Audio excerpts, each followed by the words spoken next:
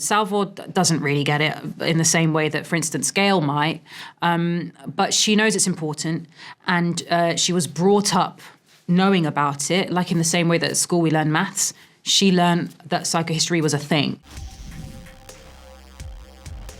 Hi, Leah. How are you? Tatiana, I'm great. How are you?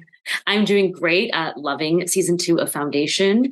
Salvor is such a fascinating character. I love that you're getting to act opposite your bio mom this season, which was a very strange and new experience, both for the character and you. What is it like acting opposite another DNA sharer? DNA sharer, I love that. Acting opposite a DNA sharer. No, it's been really lovely, and it's great because we didn't work together so much in the first season, so we do get to explore that relationship in all its facets, as characters, but also as people and also as actors, so it's been really lovely to just explore that even more. It's been great. And while you're kind of reconnecting with this piece of yourself, you're so far removed from everyone that you knew before. Everyone else is 100 years gone.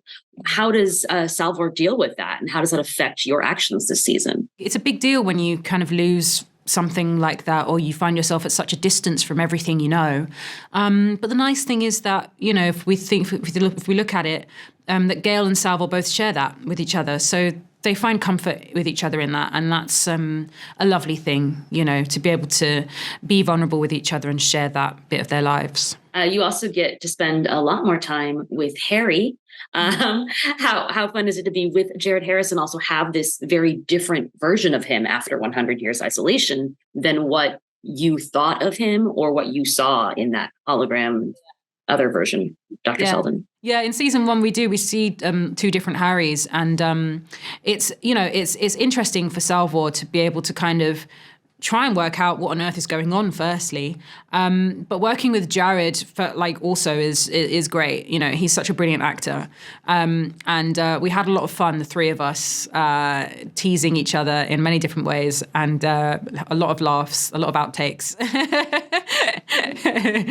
We start off in kind of like a desolate, abandoned planet, but we're heading off to see the wonders of the Galactic Empire.